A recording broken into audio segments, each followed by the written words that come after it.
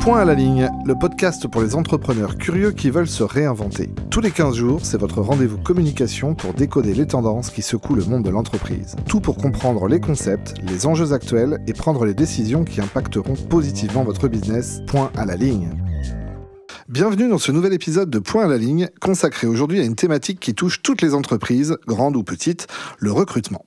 Entre la guerre des talents, les aspirations des jeunes générations et les nouveaux défis posés par le monde post-Covid, il est de plus en plus difficile de trouver la perle rare. Pour nous éclairer sur ce sujet, nous recevons aujourd'hui deux experts en la matière. Je suis tout d'abord ravi d'accueillir Laurent Méchin, dirigeant associé de l'agence Avantage Intérim. Bonjour Laurent. Bonjour Jérôme. Merci d'avoir accepté notre invitation. Pouvez-vous nous en dire un petit peu plus sur vous ? Je suis co-gérant d'une agence de recrutement, Avantage Intérim, donc entreprise familiale parce que je la co-dirige avec ma femme. Et puis, donc ça va faire 17 ans, on est dans notre 17e année, donc agence indépendante. On intervient sur tout secteur d'activité hormis le médical, sur 3 départements, donc le 37, 86, 49. 22 collaborateurs au service de recrutement, donc partie intérim et recrutement. Donc nous sommes aussi un cabinet de recrutement. Parfait, merci. Quant à notre deuxième invité, je suis heureux de recevoir Grégory Caillot, dirigeant de la société Profacide. Bienvenue à vous Grégory. Bonjour Jérôme. Qui êtes-vous ? Alors je suis en effet le gérant de la société Profacide, mais aussi plus généralement le gérant du groupe Eden. Groupe Eden, que je co-gère avec ma sœur Séverine, est composé de 4 entreprises. La société Profacide, qui est spécialisée dans la formulation et le conditionnement de produits chimiques. La société Start, qui distribue les produits à destination du monde du jardin, donc dans la jardinerie, et surface alimentaire et bricolage. La société Vita Plus, qui est spécialisée dans les aliments complémentaires. Et la société QSP, qui c'est la qualité au service du producteur, pour pouvoir améliorer les process et procédés des entreprises. Et pour terminer ma présentation, je suis aussi le président du CJD de Tours, le Centre des jeunes dirigeants de Touraine. Donc j'essaierai d'apporter divers horizons à mes réponses. Super, merci beaucoup à tous les deux. Je suis Jérôme Grenier, votre hôte, et ensemble nous allons aborder les différentes problématiques liées au recrutement. Les tendances actuelles, les défis rencontrés par les entreprises, les approches innovantes et bien d'autres aspects passionnants. Asseyez-vous confortablement, ouvrez grand vos oreilles, c'est parti. Alors tout d'abord, messieurs, quels sont les principaux défis auxquels les entreprises font face dans le recrutement aujourd'hui ? Aujourd'hui, nous travaillons en fait notre marque employeur pour relever ces principaux défis. Nous avons la possibilité de travailler avec des écoles pour accueillir des stagiaires ou des apprentis. C'est l'une des meilleures manières aujourd'hui où ça nous a permis d'avoir 10% de notre effectif qui proviennent des écoles. Donc c'est une méthode qui nous semble bonne. Et après, on a évidemment le but de motiver les talents. Donc on va plutôt parler de notre entreprise familiale, on va plutôt parler de nos dernières compétences avec notre laboratoire de recherche. Essayer d'aller un petit peu plus, d'aller draguer un petit peu nos futurs collaborateurs et collaboratrices. Oui, Laurent ? Affirmatif, je rebondis sur les propos de Grégory. Clairement, aujourd'hui, il faut aller à la source. La source, c'est l'éducation, déjà. Et puis, tous les centres de formation. Donc, le recrutement, c'est pas une science exacte, effectivement. Et la marque employeur, donner de l'attractivité à nos entreprises aujourd'hui, c'est primordial.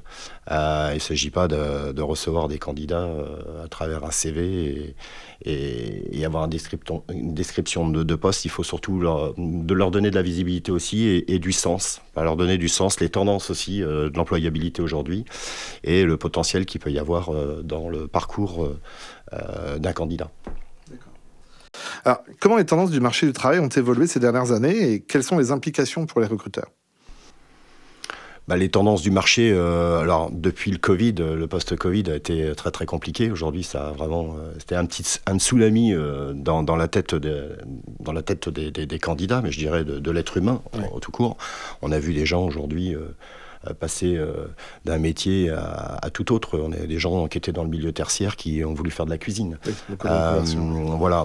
Clairement, non, je pense qu'il faut aujourd'hui recentrer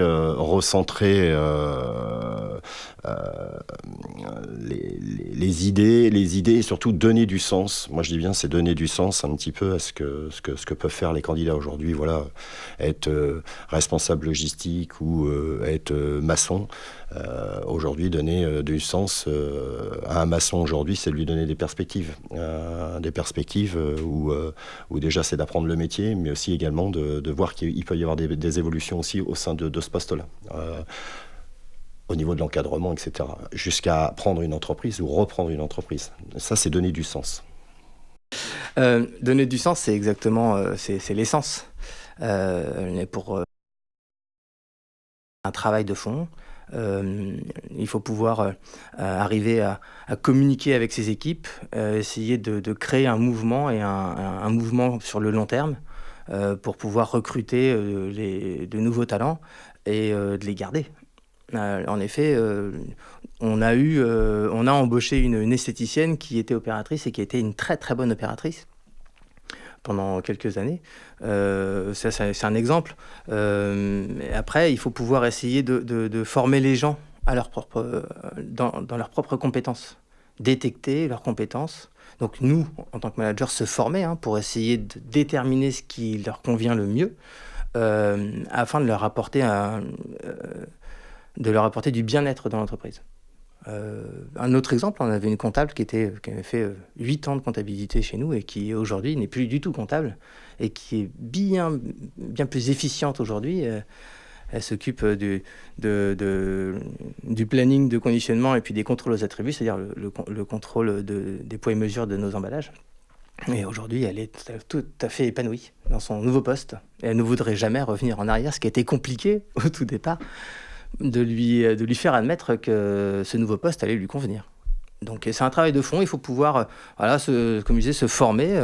Alors je parle plutôt en tant que président du CJD, des centres des jeunes dirigeants de Tours, où on se forme, on apprend un petit peu à faire travailler les différentes générations pour pouvoir mieux les garder et puis créer un cocon dans l'entreprise, un cocon pour diffuser le bien-être et être le plus heureux possible au travail, je dirais. D'accord. Alors, vous, Laurent, qui êtes dirigeant associé d'un cabinet de recrutement, vous allez pouvoir peut-être nous aiguiller. Depuis quelques années, en fait, la crise sanitaire, justement, a impacté de nombreux secteurs du marché.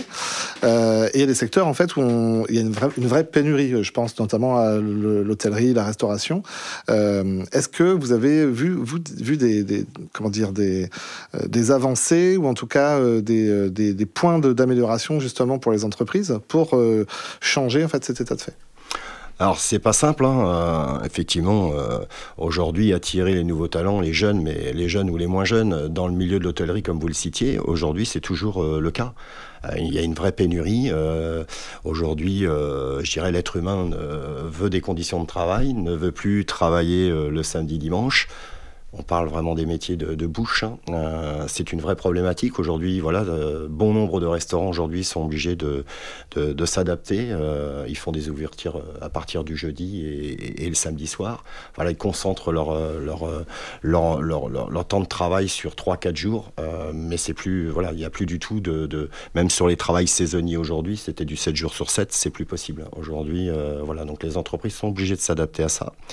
Mais voilà, donner du sens, c'est donner aussi du plaisir, pas de pression, prendre plaisir à travailler ensemble, savoir communiquer, savoir emmener ses équipes, recruter. Effectivement, c'est une vraie problématique aujourd'hui, mais comme le disait Grégory, fidéliser ses collaborateurs. Quand on garde un collaborateur 5 ans dans son entreprise aujourd'hui, c'est une exception. Donc voilà, c'est travailler cette marque employeur, c'est le bien-être au travail. Et je pense qu'aujourd'hui, on peut amener nos équipes à être performantes tout en prenant beaucoup de plaisir. Moi, je suis content, on fait un peu exception parce qu'on garde nos collaborateurs un peu plus longtemps que 5 ans en moyenne. Quand vous parliez du contexte post-Covid, alors nous, en tant qu'industriels, en période de confinement, on a beaucoup embauché. On a été obligé de mettre au chômage certaines catégories de personnes parce qu'elles ne pouvaient pas rester dans l'enceinte de l'entreprise. Et donc, du coup, on a réalisé beaucoup d'embauches, notamment des jeunes, des étudiants qui avaient besoin d'adapter leurs horaires pour continuer leurs études. Donc, c'est ce qu'on a fait. On a adapté nos horaires d'ouverture et de fermeture. Et dans notre métier, en plein confinement, On a produit énormément de produits, solutions hydroalcooliques, notamment, pour pouvoir combattre le Covid. Et on a gagné, d'ailleurs, donc on est tous très contents. Mais ça a été extrêmement dur pour nous. Donc là, c'était du lundi au lundi. Donc des fois, on se reposait un peu le dimanche. D'accord. Voilà. Mais bon, voilà, la force d'une équipe, c'est aussi de pouvoir relever des défis. Et on a gagné ce défi. Et donc, je suis assez content de mon entreprise à ce sujet-là. Par rapport aux pratiques de travail dans le recrutement, nous, on s'est aperçu que certains jeunes, certains CDD, donc, ont découvert en fait, le monde de l'entreprise. Donc, ils venaient d'un autre horizon et ils ont découvert le monde de l'industrie, notamment. Et à leur grande surprise, ils étaient surpris, mais ravis. Enfin, et donc, ça nous a permis aussi d'évoluer un petit peu et de s'adapter. Voilà, et d'arriver à faire travailler, notamment une esthéticienne en poste de production, et qui a réussi pendant de nombreuses années chez nous, par la suite. Par rapport à... Qu'est-ce que je pourrais rajouter à ce sujet par rapport aux pratiques de travail des entreprises ? Non, c'est tout. Je pense qu'il y a une jeune génération qui arrive sur le marché du travail, et notamment les étudiants qui ont besoin de travailler et ils veulent gagner de l'argent. Ça, c'est tout à fait juste. Il faut pouvoir s'adapter à cette nouvelle génération, qui est la génération Z. Elle est différente de la génération Y, différente de la génération X. Eh ben, il faut les faire travailler. Donc, il faut que nous, on s'adapte à eux, qu'ils fassent quelques efforts aussi, certes, mais il faut que nous, on s'adapte et qu'on adapte nos méthodes de management pour pouvoir mieux les accompagner et puis mieux les garder. Alors, vous parlez du confinement. Le confinement a imposé largement le télétravail. Beaucoup d'entreprises ont gardé d'ailleurs le télétravail comme argument aujourd'hui, on va dire, de vente pour recruter de nouveaux talents. Est-ce que ça a vraiment impacté aujourd'hui les entreprises, ce télétravail ? Ou est-ce que, justement, c'est une aubaine pour recruter de nouveaux profils ? Alors, me concernant, pas du tout. Nous, en tant qu'industriels, pour faire tourner les machines, on ne peut pas les faire en télétravail. C'est plus compliqué. Il y a certains postes où on a fait du télétravail. C'est vrai. Mais on s'est aperçu que les équipes voulaient venir au travail. Parce qu'il y a un lieu social. Bien sûr. Voilà, donc du coup, échanger avec son écran, ça va une fois, mais en fait, au bout d'un moment, en fait, il y a une frustration. Et là, je me rends compte qu'il faut un certain temps pour que les gens se remettent en fait, dans le monde logique du travail. Le télétravail a des opportunités, c'est-à-dire de faire travailler et de cumuler certains domaines d'activité. Je parle du tertiaire, plutôt de l'informatique ou autre, où là, on peut aller être à l'extérieur de l'entreprise et être plus performant. Ça, c'est un fait. Nous concernant, on n'est pas trop, on n'est pas trop télétravail juste parce qu'on n'a pas un métier qui le permet, tout simplement. Ok. Et vous, Laurent, vous avez Moi, je confirme, effectivement, nous, entreprise de recrutement indépendante, aujourd'hui, on l'a vu, un retour, on a été isolé 2 mois chez soi au moment du Covid. Le 11 mai 2020, quand on est reparti, et voilà, on s'est interrogé, mais tout le monde sur le pont. On avait besoin de se retrouver. Et puis, le recrutement aujourd'hui, voilà, bon, le télétravail, moi, je suis un peu comme Grégory, au sein de mon entreprise, c'est pas possible. Alors, on va l'adapter, mais aujourd'hui le recrutement, il faut être sur le pont, il faut travailler de manière collective. Et nous, nos agences de recrutement, c'est des open space, tout le monde doit être au courant de tout. Pour éviter de perdre en réactivité sur les besoins de nos clients, le recrutement, quoi, tout simplement. Donc j'ai pas de jugement à avoir sur le télétravail aujourd'hui. Il s'avère qu'aujourd'hui, on a récupéré, on a actionné tous ensemble le retour, justement, où on a été confinés pendant 2 mois. La dure réalité, c'est de revenir sur les niveaux qu'on était avant Covid. Ce qu'on a fait en équipe et grâce à l'équipe. Donc voilà, moi je dis que le télétravail, on peut peut-être le mettre en adéquation, mais aujourd'hui, de manière générale, aujourd'hui tout le monde est en agence. On peut pas, on va ça. Il faut pourtant un peu essayer de juger, de comprendre ce télétravail, parce que certaines personnes ne veulent pas intégrer une entreprise sans avoir une partie de télétravail. Et donc ça peut être complètement incompatible avec certains métiers. Et Ça ne peut pas être un argument. Voilà, donc il y a un moment, une entreprise est là pour créer de la valeur et doit rester dans son métier, dans son activité. Il faut pouvoir essayer de trouver... Alors, certains métiers, c'est extrêmement facile. Donc ils peuvent se targuer de pouvoir proposer du télétravail facilement. Mais alors dans d'autres métiers, je pense plutôt à l'hôtellerie. Voilà. Ce sont des métiers où, en effet, c'est quand même très compliqué aujourd'hui quand on va au restaurant. On voit tous les serveurs et tous les jeunes serveurs qui arrivent, là, ils sont en sueur. Et donc, nous, en tant que clients, la plupart, on est quand même... on a envie d'être gentil, nous, on travaille pas, on est là pour passer un bon moment. Et c'est vrai qu'on sent qu'ils souffrent. Et quand on parle avec le restaurateur, ils souffrent quand même beaucoup. Et je ne sais pas combien de temps ça va mettre pour pouvoir revenir à quelque chose, à la normalité, on va dire. Mais cette part de télétravail, pour certaines entreprises, a eu un impact extrêmement négatif. Et contrairement à d'autres où le métier s'y portait, et justement, et eux, ils ont performé. Alors, quelles sont les compétences ou les qualités principales qui sont recherchées aujourd'hui par les employeurs par rapport aux différents candidats?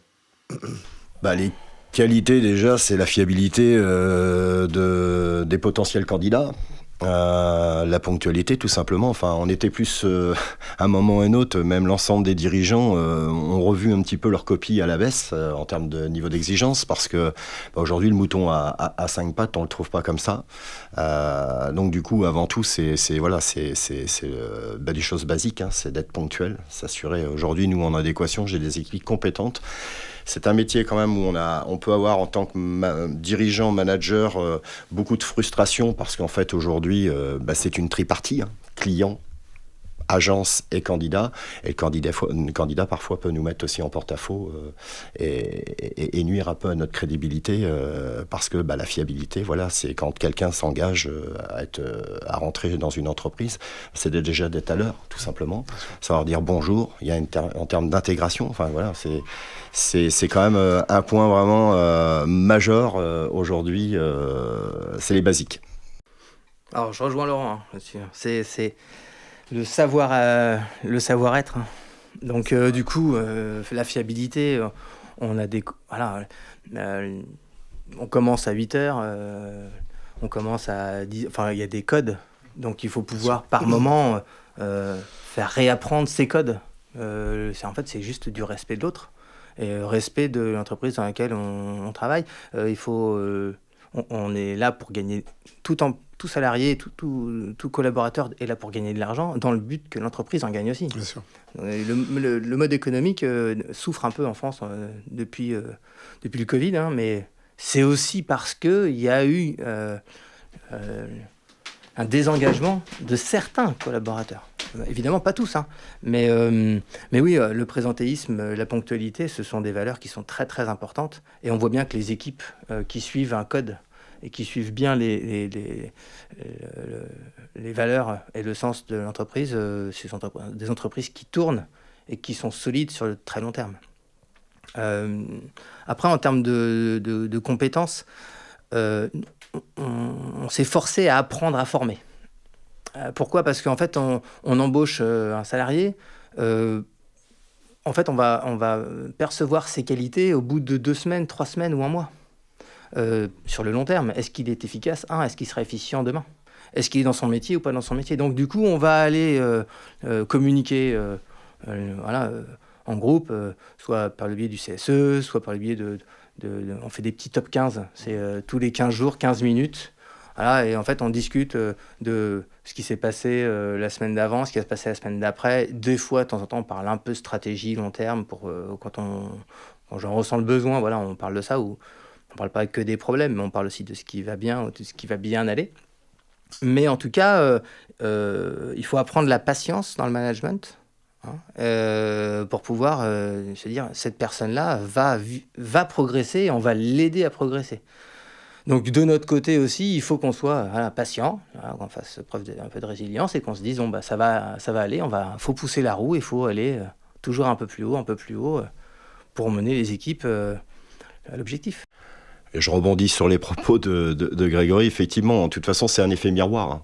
Vous avez une bonne équipe aujourd'hui, c'est que vous avez une bonne équipe. Vous avez une mauvaise équipe, c'est quand même la faute du manager, enfin du manager ou du dirigeant.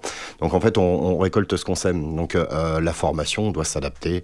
On peut être très très surpris aujourd'hui sur des candidats. Moi, je fais pas de pari. Il faut être très humble sur le sujet.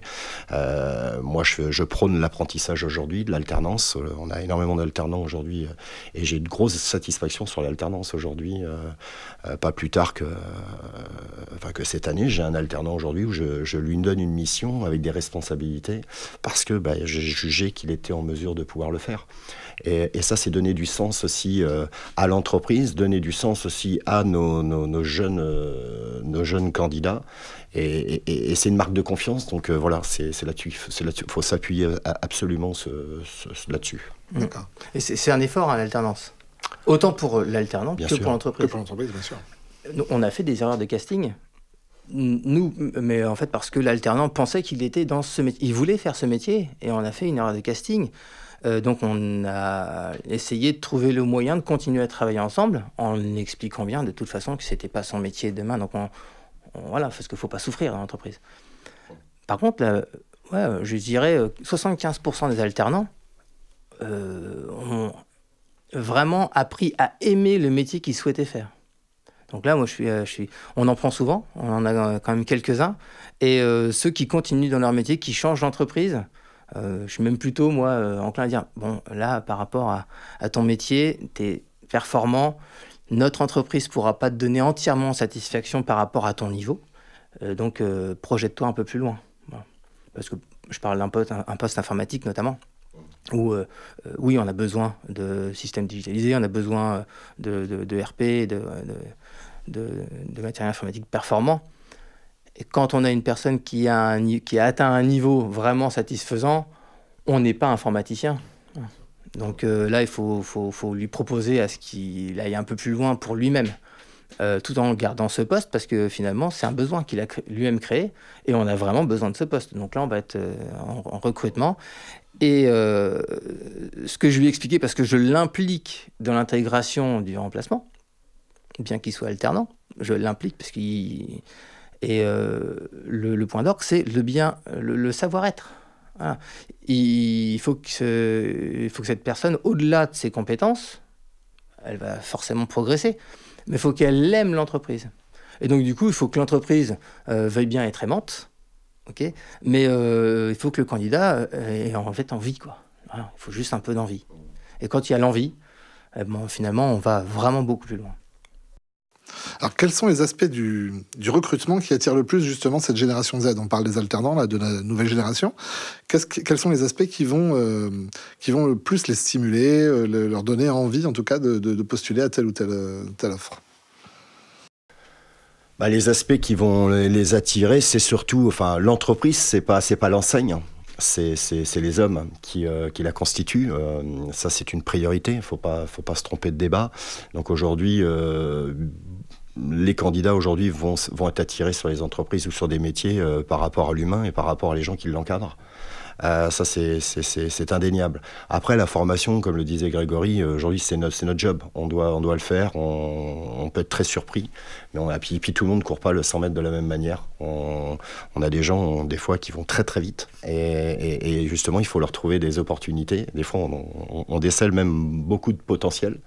Donc voilà, c'est source aussi d'opportunités pour l'entreprise aujourd'hui d'avoir des profils HP. C'est un petit peu mon jargon.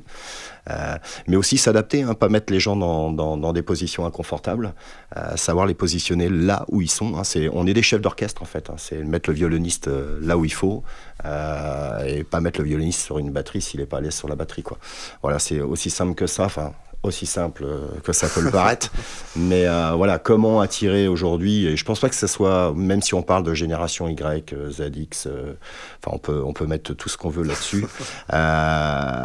C'est pas une science exacte, mais l'être humain reste l'être humain. Et rester humble sur le sujet et donner envie, effectivement, c'est la priorité, c'est les hommes, les dirigeants qui constituent leurs équipes. C'est pas l'enseigne, en fait. Okay. Et c'est vrai qu'on catégorise les générations X, Y, Z. Donc c'est peut-être aussi une erreur, une faute de langage. Je sais, ce qui est sûr en tout cas, c'est que je les sens plus, la génération Z, je les sens un peu plus épris de liberté. Voilà. Ils sont moins à vouloir chercher un CDI, ils ont besoin peut-être des CDD plus courts ou travailler faire appel à des agences d'intérim. Voilà. Ils ont besoin de liberté. L'engagement, il y en a, il y a de l'engagement, mais c'est pas l'engagement de la même manière. Alors que les générations d'avant, il y avait quand même un peu plus voilà, il y avait moins de fun, quoi, on va dire. Voilà. Il faut pouvoir avoir les 3 générations. Je pense que c'est le mieux, hein, la diversité dans l'entreprise, c'est le top. Oui. Chacun apprend de tout le monde. Donc il faut juste pouvoir mettre en place un canal de discussion pour que chacun puisse s'exprimer au bon moment. Voilà. Et que tout le monde travaille ensemble. Alors il y a génération de X, Y, Z, mais il y a aussi travailler avec des hommes, des femmes, travailler avec des travailleurs handicapés. Voilà. Il faut pouvoir... différents horizons aussi, hein. Donc il faut pouvoir avoir une équipe très diversifiée, à mon avis, pour pouvoir essayer de passer tous ces caps-là et de faire une bonne salade avec un petit peu de tout pour que l'équipe soit performante. Et c'est vrai qu'aujourd'hui, on dit les jeunes sont pas. En fait, ils veulent pas reproduire forcément ce qu'ont fait leurs parents, enfin les générations. C'était l'effet miroir. Et puis aujourd'hui, il suffit de voir un petit peu les enfants, hein, quand ils arrivent aujourd'hui. On dit qu'ils évoluent, ils parlent très vite, ça, voilà, faut s'adapter. Mais clairement aujourd'hui, moi, je fais pas d'amalgame. Il y a des vieux courageux, il y a des jeunes courageux. Exactement. Il faut surtout pas se tromper de débat. Ça fait 17 ans aujourd'hui que l'entreprise est créée. On est une entreprise indépendante, on est au cœur de l'humain. Et clairement, aujourd'hui, il y a des courageux et c'est juste une question d'envie. Hein. La personne qui a envie aujourd'hui trouvera toujours son chemin et des personnes pour les accompagner à se former et grandir et des fois se surprendre eux-mêmes sur le potentiel qu'ils peuvent avoir. Et oui, le courage, ça s'alimente. Hein. Ça s'alimente. La volonté, ça ne s'invente pas non plus comme ça. Hein. Tu parlais tout à l'heure de sprinters. Des fois, on a besoin des gens qui font un peu vite, on a besoin de marathoniens, on a besoin un peu de tout. Mais en tout cas, le courage et la volonté, c'est des choses qui s'apprennent. Ça s'apprend, c'est beaucoup plus facile de le faire accepter. Quand on fait l'effet miroir avec d'autres personnes, sans forcément avoir un jugement de la part du manager, tu vas pas assez vite, tu vas trop vite, tu fais pas bien, tu fais mieux. Mettre en place quelques modèles de fonctionnement et suggérer le fait que on doit travailler de cette manière-là. Voilà. Je trouve que c'est un peu plus efficace. Et en tout cas, la génération Z se sent moins, entre guillemets, jugée par la génération X qui peut être des fois, voilà, c'est comme ça qu'on travaille ici, ça fait 20 ans qu'on travaille comme ça, on doit travailler comme ça. Oui, c'est très très bien, en effet, ça a toujours fonctionné, mais il faut pouvoir aussi mettre un petit peu de mouvement et donc du coup, les écouter, tout simplement. Et la clé est là, hein, c'est qu'il y a fut un temps, c'était le candidat qui devait séduire l'employeur. Aujourd'hui, c'est vraiment l'inverse. Donc, humilité. Il faut donner du sens et savoir séduire ces candidats pour les fidéliser, parce qu'on parle de recrutement, mais la fidélisation est super importante. Mais c'est surtout de donner du relief à nos futurs candidats qui insereront nos entreprises. Très bien. Eh bien, nous arrivons déjà à la fin de la première partie de cette émission dédiée aux nouveaux défis du recrutement. À vous qui nous écoutez, un grand merci de nous avoir suivis. J'espère que vous y voyez un peu plus clair sur ce sujet passionnant. Merci infiniment à Laurent Méchin et Grégory Caillot. Ça a été un plaisir de vous recevoir et de vous écouter. On se retrouve très vite pour la suite et la fin de cet épisode de Point à la ligne.